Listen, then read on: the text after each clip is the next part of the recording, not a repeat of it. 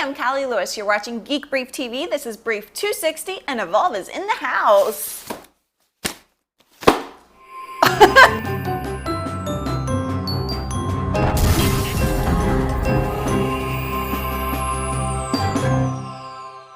Over the last 2 years, I've learned a ton about the problems speaker companies are having in the development of wireless solutions that work right and sound great.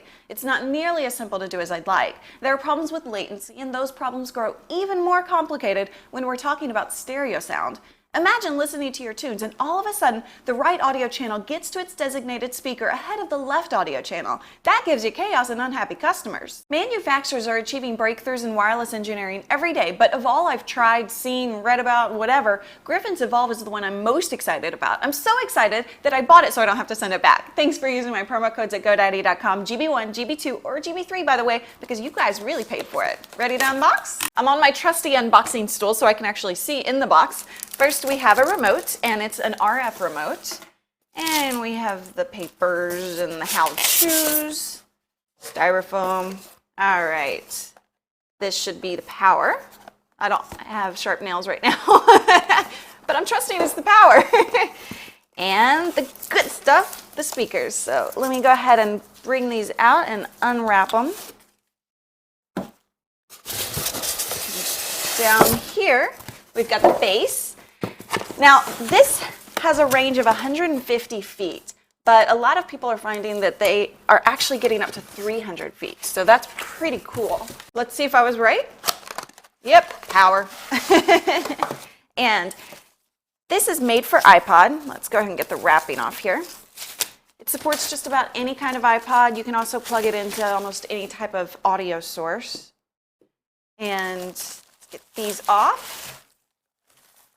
It's just really beautiful, sleek, simple, and these just sit right down into it. This really gets exciting in January when Griffin releases individual speakers with individual charging stations. Now, this base station is important because it's where you marry an individual speaker to either the left or right channel, and it couldn't be more simple.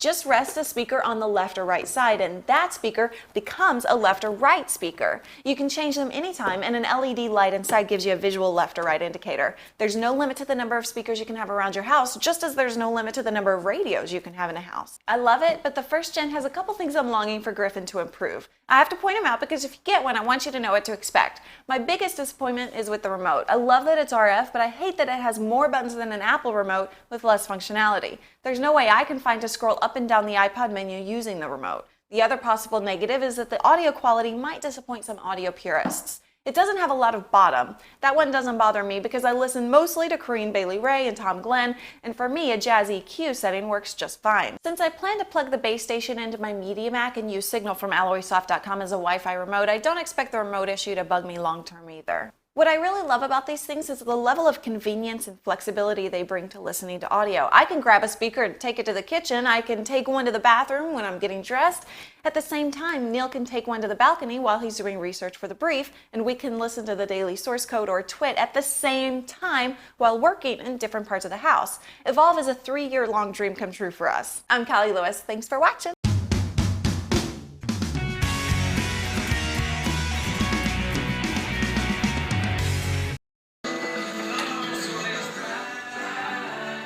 But I